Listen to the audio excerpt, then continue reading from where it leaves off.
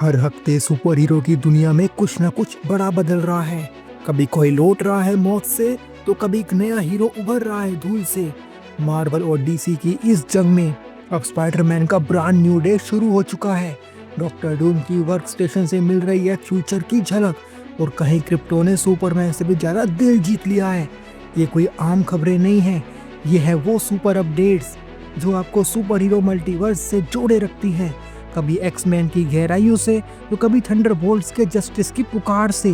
तो अगर आप जानना चाहते हैं कि नेट लीड्स फिर से स्पाइडरमैन की दुनिया में कैसे लौटेगा, या क्या स्कारलेट जोहानसन फिर से बनेंगी ब्लैक विडो, तो बस तैयार हो जाइए, क्योंकि ये है द सुपर हीरो यूनिवर्स की नई पेशकश, वीकली सुपर न्यूज का एपिसोड 10, जहां मिलेगी आपको हर न्यूज आपके पसंदीदा कॉमिक बुक कनेक्शंस के साथ। Hey super fans, welcome to our channel The Superhero Universe, where legends rise.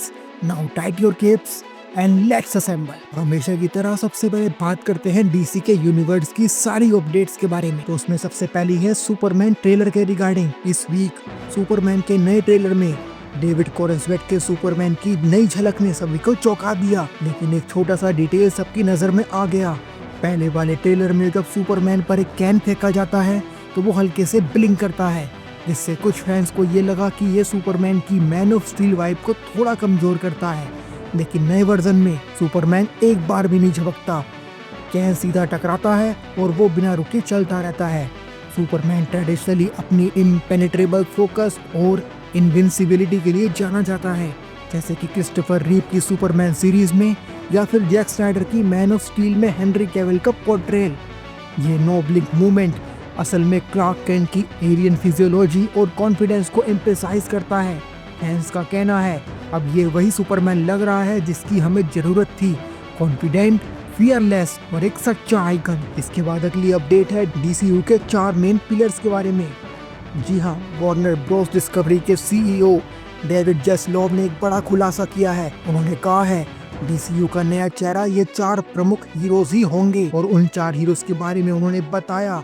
उसमें पहली है वंडर वुमन, अगला है बैटमैन, तीसरा है सुपरमैन और चौथी है सुपरगर्ल। उन्होंने कहा ये हमारे लिए दुनिया भर में सबसे बड़े एसेट्स और डिफरेंशिएटर्स हैं।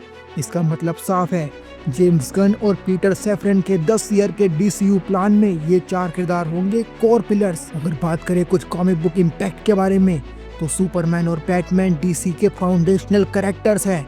वंडर वुमन ने वंडर वुमन 1 और वंडर वुमन 2 दोनों सिनेमैटिक बैटल्स में इम्पैक्ट डाला है बड़े पर्दे पर।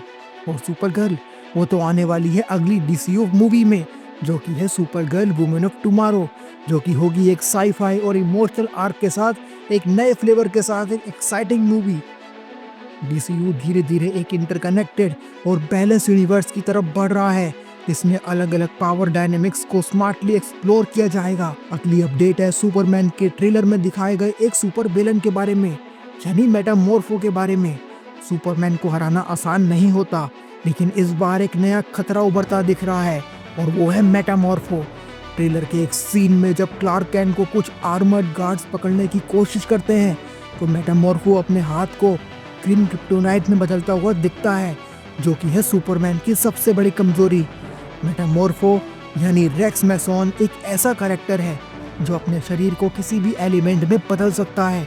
कॉमिक्स में वो कई बार कन्फ्लिक्टेड एंटी हीरो की तरह दिखा है, लेकिन यहाँ उसका लूथोर के साथ होना लेक्स लूथोर की मेटा ह्यूमन मैनिपुलेशन एजेंडा को स्ट्रांगली हिंट करता है। क्या मेटामॉर्फो अनविलिंग पॉन है, या फिर वो सुपरमैन के खिलाफ एक बड़ी कॉन्स्पिरेसी का हिस्सा बन चुका है? आपको क्या लगता है? कमेंट में जरूर बताइए। इसके बाद अगला अपडेट है गाय गार्डनर यानी ग्रीन लैंटर्न के रिगार्डिंग।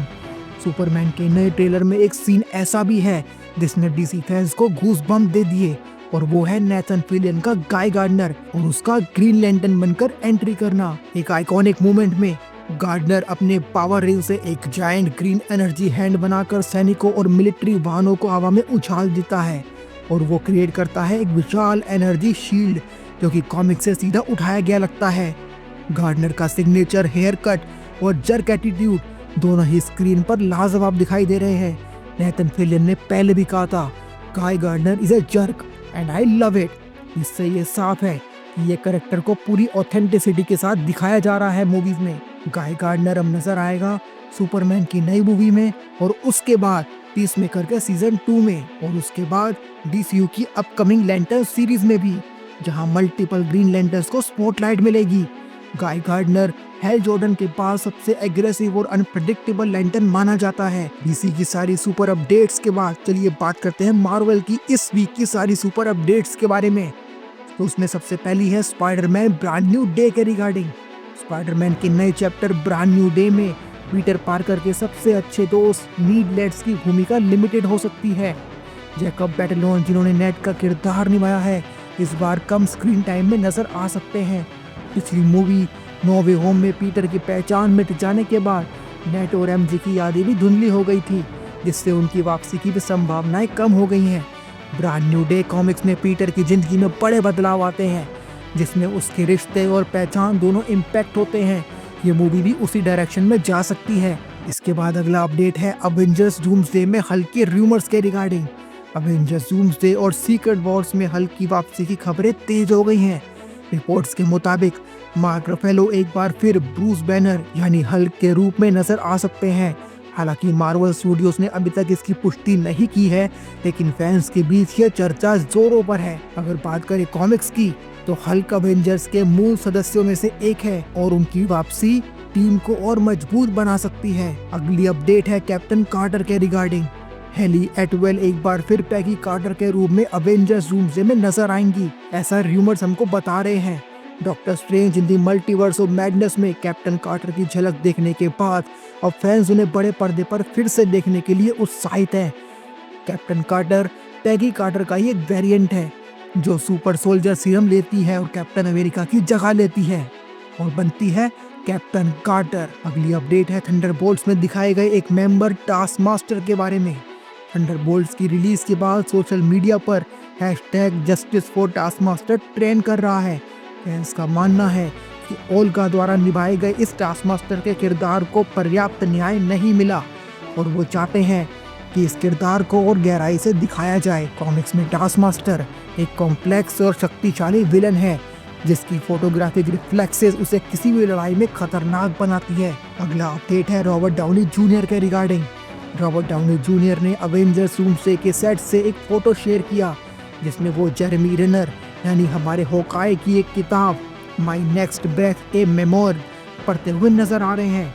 उन्होंने लिखा, reading Renner's book and feeling stronger already, what a journey to wisdom, very instructive, a must read. Fans इस फोटो को देखकर उत्साहित हैं और उम्मीद कर रहे हैं कि टोनी स्टार्क की किसी न किसी रूप में वापसी हो सकती है। आपको क्या लगता है, रॉबर्ट डाउनी जूनियर अब कभी आयरन मैन के रूप में वापस आएंगे? कमेंट में हमको जरूर बताइएगा आपका क्या थॉट है इस पर। अगली अपडेट है Captain America Brave New World के रिगार्डिंग।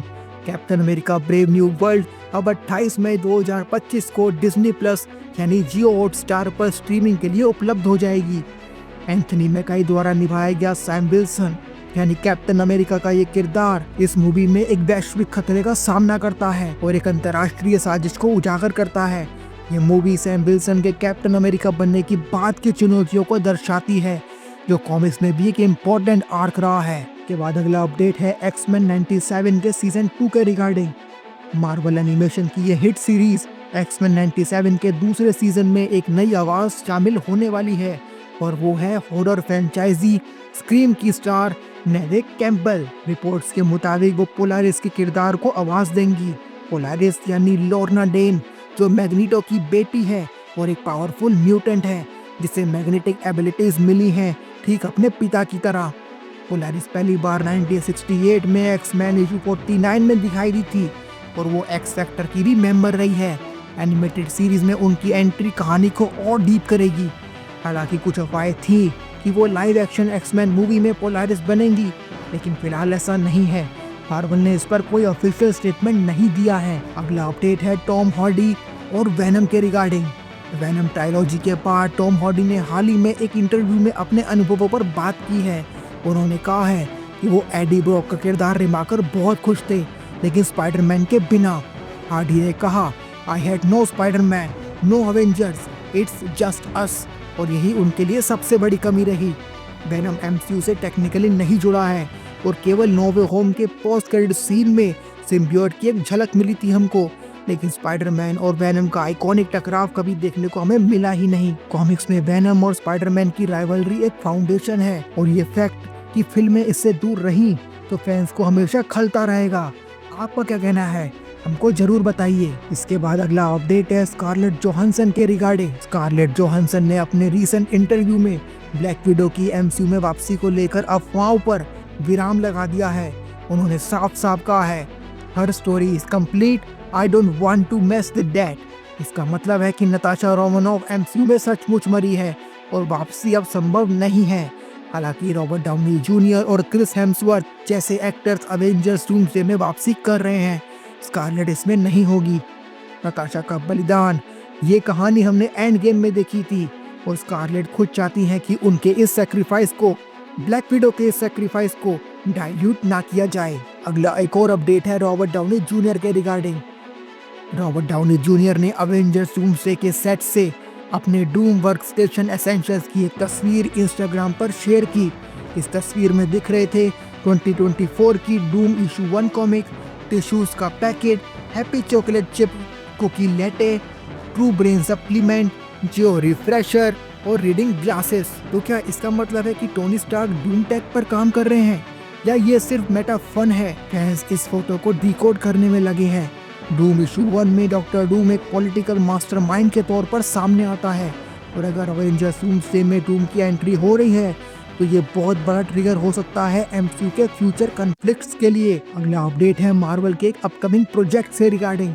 मार्वल स्टूडियोज एनाइलेटर्स की एक स्टैंड अलोन मूवी पर काम कर रहा है और खबर ये है कि स्टार लॉर्ड खुद टीम के लीडर हो सकते हैं। इस रूमर के अकॉर्डिंग ये मूवी एमसीयू के अगले कॉस्मिक फेज का हिस्सा हो सकती है, जिसमें ब्लैक पैंथर 3 और एक्स-मैन रिबूट भी शामिल हैं।